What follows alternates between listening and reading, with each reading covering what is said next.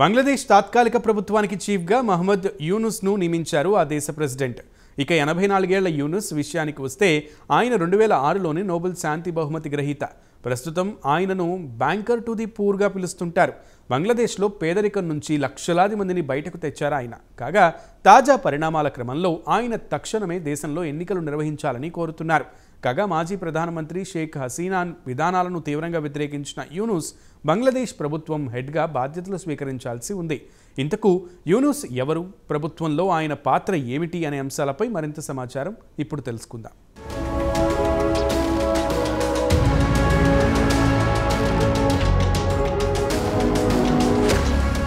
బంగ్లాదేశ్లో రాజకీయాలు శరవేగంగా మారిపోతున్నాయి. ఓవైపు విద్యార్థులు, మరోవైపు సైన్యం, పాకిస్తాన్ ఐఎస్ఐ, అమెరికా కలగలిపిన షేక్ హసీనాను పదవి నుంచి దించడానికి చేసిన కుట్రలు ఫలించాయి.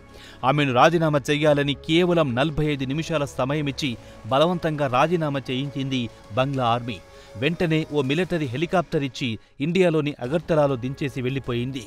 ప్రస్తుతం షేక్ హసీనా పరిస్థితి త్రిశంకు స్వర్గంలో ఊగిసలాడుతోంది.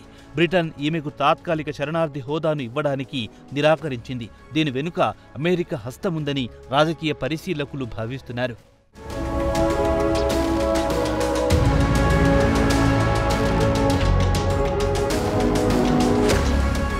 ఆమె రాజీనామా చేసిన వెంటనే దేశవ్యాప్తంగా సంబరాలు మిన్నంతాయి. బంగ్లాదేశ్ ప్రెసిడెంట్ పార్లమెంట్ను రద్దు చేశారు. నోబెల్ శాంతి గ్రహీత బహుమతి అందుకున్న మహమ్మద్ యూనుస్ కు తాత్కాలిక ప్రభుత్వం బాధ్యతలు అప్పగించారు. ఈ 83 ఏళ్ల యూనుస్ వైద్య పరీక్షల కోసం ప్రస్తుతం ఫ్రాన్స్లో ఉన్నట్లు తెలుస్తోంది. చికిత్సలు ముగిసిన తర్వాత ఆయన బంగ్లాదేశ్కు వచ్చి తాత్కాలిక ప్రభుత్వ చీఫ్గా బాధ్యతలు స్వీకరిస్తారు. యూనుస్ను నియామకం పట్ల విద్యార్థులు సంతోషంగా ఉన్నారు. ప్రస్తుత సంక్షోభ సమయంలో దేశాన్ని గట్టెక్కించే సామర్థ్యం కేవలం యూనుస్కు మాత్రమే ఉందని దాదాపు బంగ్లాదేశ్ పౌరులు అభిప్రాయపడుతున్నారు.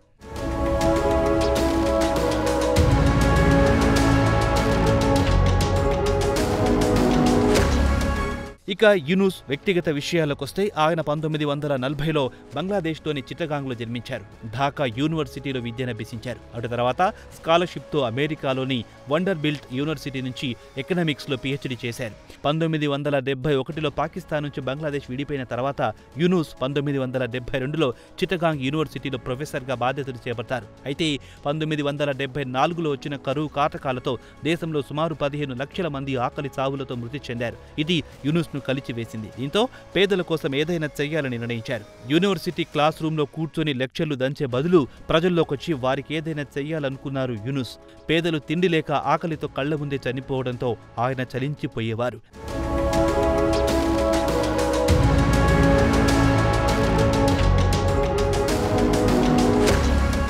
వెంటనే తన ప్రజల కోసం మానవతా దృక్పథంతో ఏదైనా చేయాలని నిర్ణయించారు. తక్షణమే తన జేబుల్లోంచి చిన్న చిన్న మొత్తాలను తీసి పేదలకు రుణాలివ్వడం మొదలెట్టారు. అటు తర్వాత 1983లో ఆయన గ్రామీణ బ్యాంకును స్థాపించారు. చిన్న మొత్తాలను రుణాలుగా ఇచ్చి ప్రజలను పేదరికం నుంచి బయటికి తెచ్చారు. దీంతో యూనుస్ పేరు యావత్ ప్రపంచంలో మారుమోగిపోయింది. గ్రామీణ బ్యాంక్ అంచెలంచెలుగా ఎదిగింది. దేశవ్యాప్తంగా బ్రాంచీలు తెరిచారు. ఇలాంటి మోడల్ బ్యాంకులు ప్రస్తుతం ప్రపంచవ్యాప్తంగా విస్తరించాయి. యూనుస్ సమాజానికి చేసిన సేవను గుర్తించి 2006లో ఆయనకు నోబెల్ శాంతి బహుమతి లభించింది. కాగా ఆయన సుమారు $6 బిలియన్ ఇండియన్ కరెన్సీ ప్రకారం సుమారు 50,000 కోట్ల రుణాలిచ్చారు. ముఖ్యంగా గృహాలు నిర్మించుకోవడానికి, విద్యార్థులకు, మహిళలకు స్వయం ఉపాధి కోసం చిన్న మొత్తాల్లో రుణాలు ఇచ్చారు.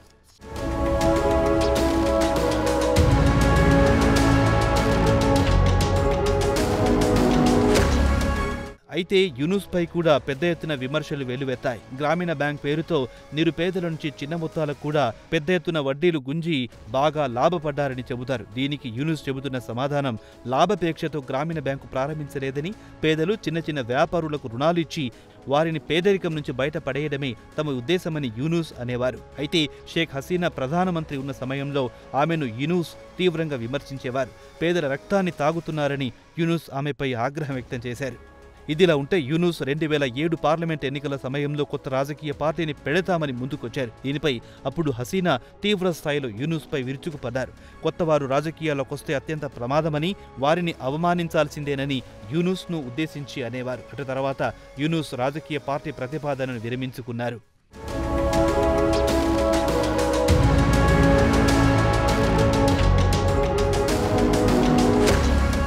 2007 2011లో హసీనా ప్రభుత్వం అక్కడ సెంట్రల్ బ్యాంక్, గ్రామీణ బ్యాంక్ మేనేజింగ్ డైరెక్టర్ పదవి నుంచి యూనుస్ను తొలగించింది. రిటైర్మెంట్ ఏజీ చూపించి ఆయన పదవి నుంచి తొలగించింది. అటు తర్వాత ఆయనపై ప్రభుత్వం పలు కేసులను నమోదు చేయించింది. వాటిలో పరువు నష్టం దావా, ఫుడ్ సేఫ్టీ కేసు, పన్ను ఎగ్గొట్టారని పలు కేసులు నమోదు చేసింది. ఈ ఏడాది జనవరిలో బంగ్లాదేశ్ కోర్టు యూనుస్కు కార్మిక చట్టాలను ఉల్లంఘించినందుకు 6 నెలల జైలు శిక్ష విధించింది. హసీనా ప్రభుత్వం పడిపోయిన తర్వాత యూనుస్ స్పందిస్తూ ఆమె పాలనలో తాము నరకం చూశామని, దేశాన్ని సర్వనాశనం చేశారని ఆయన శాపనార్థాలు పెట్టారు.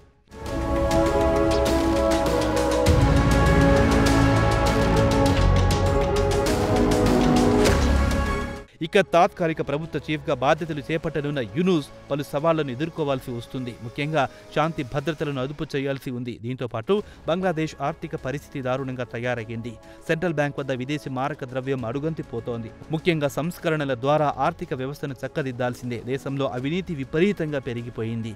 వీటిని యూనుస్ ఎలా గాడిన పెడతారో వేచి చూడాల్సిందే. దీంతో పాటు హసీనా మద్దతుదారులు ఆయనకు అడ్డు తగిలే పరిస్థితి కూడా ఉంది. మరి యూనుస్ బాట మాత్రం పూలబాట కాదు, ముళ్లబాట అని ఖచ్చితంగా చెప్పొచ్చు. ఈ 84 ఏళ్ల వృద్ధుడు బంగ్లాదేశ్ ఆర్థిక వ్యవస్థను ఎలా గాడిన పెడతారో వేచి చూడాల్సిందే.